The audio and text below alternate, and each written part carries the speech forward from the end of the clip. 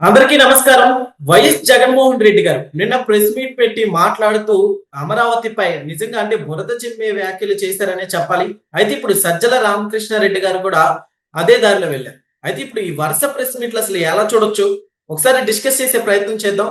ప్రస్తుతం మనతోటి జూమ్ లో డివిఎస్ గారు ఉన్నారు, పొలిటికల్ అనలిస్ట్. వెల్కమ్ చెప్తాం. Hello sir. నమస్తే. నమస్కారం సార్. ఎస్ సార్, ఇప్పుడు ఈ వరుస ప్రెస్ మీట్లు పెట్టడానికి గల కారణాలు ఏంటి సార్? అట్లానే వీళ్ళు అమరావతి మీద బురద చిమ్మే ప్రయత్నాలు ఇప్పుడు ఎందుకు చేస్తున్నారు అనుకోవచ్చు? వదల అమరావతి వదల ఏంటది? ఏదో సినిమాలో వదల బొమ్మాలి వదల. ఏం సినిమా అది? అరుంధతి సార్. అందులో పశుపతి, ఇది అమరావతి. ఇక్కడ పశుపతి జగన్మోహన్ రెడ్డి. వదల అమరావతి వదల అంటున్నారు. ఎందుకు అమరావతిపై ఇంత కక్ష పెట్టారు?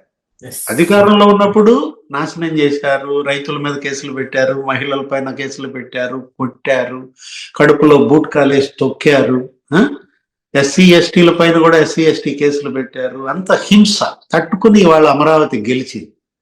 ఇవాళ అమరావతి చట్టబద్ధత వస్తుంది. అంటే కేంద్ర కేబినెట్ నరేంద్ర మోడీ అధ్యక్షతన అమరావతి చట్టబద్ధత ఇస్తుంది. ఇక అమరావతిని కదిల్చలేం భవిష్యత్తులో అనేటటువంటి కడుపు మంట. ఇప్పుడు కేంద్ర కేబినెట్ చట్టబద్ధత ఇస్తోంది, పార్లమెంట్ కూడా ఇది ఆమోదిస్తుంది. ఇలాంటివి జరుగుతుంటే నిన్న జగన్మోహన్ రెడ్డి ప్రెస్ మీట్ పెట్టి ఏమంటాడు? అసలు రాజ్యాంగంలో రాజధాని అనేదే లేదంటాడు. రాజధాని అనే పదం అంట రాజ్యాంగంలో లేదంట. రాజ్యాంగ నిపుణుడు చెప్తాడు. ఈ నాని ఫాల్కీ వాళ్ళ చెప్తాడు. ఎవరు ఇతను ఏమనాలా? జగన్ ఫాల్కీ వాళ్ళ అనాలా?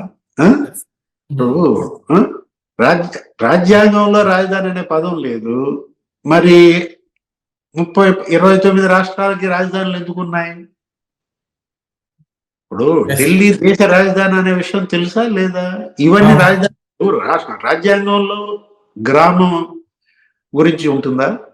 రాజ్యాంగంలో సిటీ గురించి ఉంటుందా? క్యాపిటల్ గురించి లేదంటానికి ప్రజల గురించి ఉంటుంది, హక్కుల గురించి ఉంటుంది, ఆదేశ సూత్రాలు ఉన్నాయి.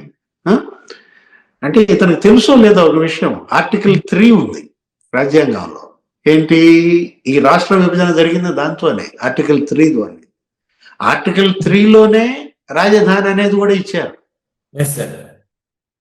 రాష్ట్ర విభజన చేసే హక్కు కేంద్రానికి ఉంటుందంటూ ఆర్టికల్ 3 ఇస్తూ ఆ రాష్ట్రానికి ఒక రాజధాని కూడా ఏర్పాటు చేసుకోవచ్చు. ఇప్పుడు విభజన చట్టం వచ్చింది కదా, ఏపీ రీఆర్గనైజేషన్ యాక్ట్ 2014. దానిలో మరి క్యాపిటల్ అనే పదం ఉందా లేదా? దానిలో కూడా లేదంటాడా? విభజన చట్టంలో రాజధాని గురించిన నిర్వచనం లేదంటాడా? నేను అంటోంది అదే. ఏది అది? ఆఫ్ నాలెడ్జ్ అనాలా, లేదు ఒక మూర్ఖత్వమా? రివర్ బేసిన్ అంటాడు, దాని మీద గొడవ. ఏది? రివర్ బెడ్ ఏంటి, రివర్ బేసిన్ ఏది, రివర్ బ్యాంక్ ఏది, ఏమీ తెలియదా జగన్మోహన్ రెడ్డికి? ఇలాంటి వాడిని ముఖ్యమంత్రి చేసుకున్నామా? ఇప్పుడు నది ఒడ్డున అనేక నగరాలు, నది ఒడ్డున నాగరికతలు. ఇప్పుడు లండన్ ఎక్కడుంది? థేమ్స్ నది ఒడ్డున కాదా? మాస్కో ఎక్కడుంది? మాస్కోవి నది ఒడ్డున కాదా? హైదరాబాద్ ఎక్కడుంది? మూసీ నది ఒడ్డున కాదా? ఇప్పుడు కోల్కత్తా లేకపోతే ముంబై, చెన్నై అసలు సముద్రపు ఒడ్డున ఉన్నాయి. నది ఒడ్డున నగరం కట్టకూడదు అంటాడు. అసలు నగరం పుట్టేదే నది ఒడ్డున. విజయవాడ ఎక్కడుంది? అంటే జగన్మోహన్ రెడ్డి సరే, ఆయన నాలెడ్జ్ గురించి మనకు అనవసరం, జనానికి కూడా తెలుసు. ఇతనేదో పెద్ద పుడింగి కదా. ఎవరు? సజ్జల రామకృష్ణారెడ్డి. ఈయన పెద్ద జర్నలిస్ట్ గా పనిచేశాడు. ఇప్పుడు సాక్షికి ఆయన ఎడిటోరియల్ బోర్డులో ఉన్నాడు, ఆయనే ఒక డైరెక్టర్ ఏదో ఉంది.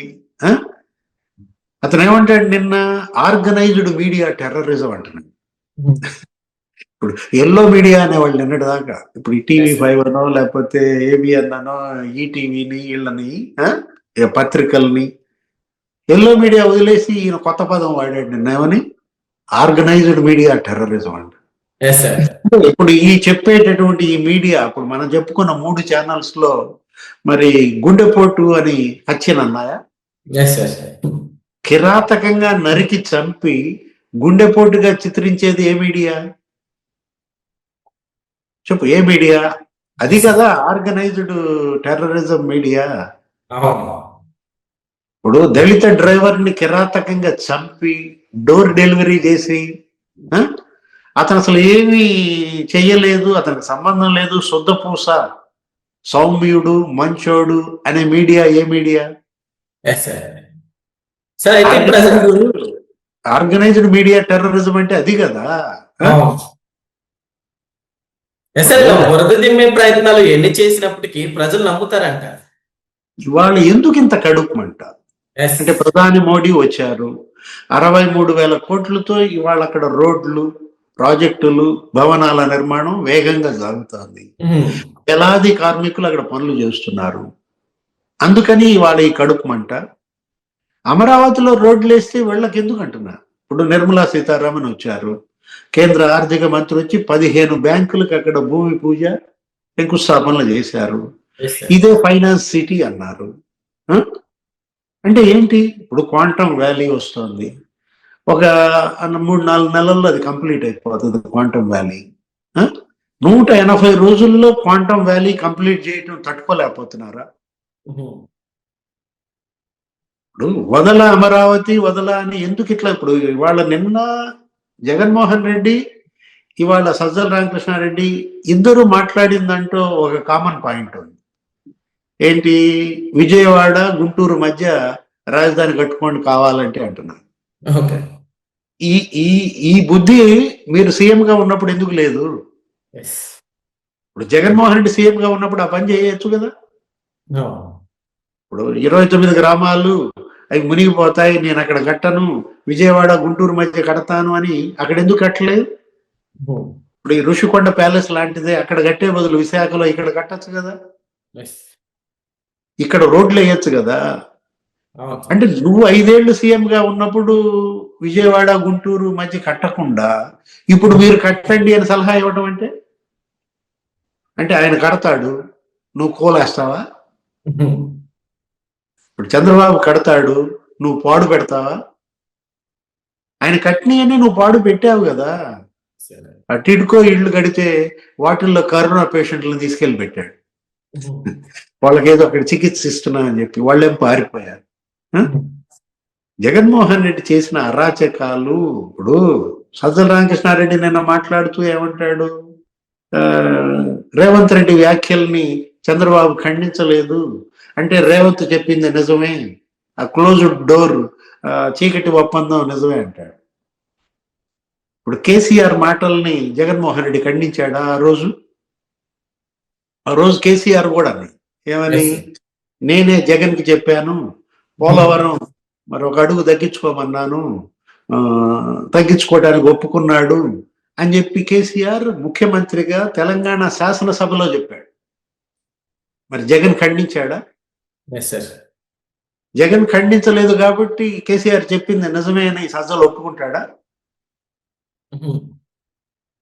అంటే వీళ్ళేమో గోతులు దవ్వుతారు, నీతులు చెప్తారా? ఇప్పుడు మీకు నీతులు చెప్పే నైతికత మీకు ఎక్కడుంది?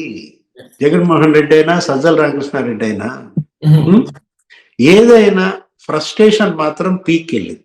ఏది?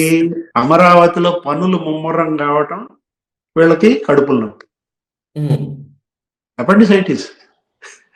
24 గంటలు ఇప్పుడు వీళ్ళకి ఆపరేషన్ చేయకపోతే ధమాల్, అంత కడుపు నొప్పితో గిల్ల గిల్ల గిల్ల కొట్టుకుంటున్నారు అన్నమాట.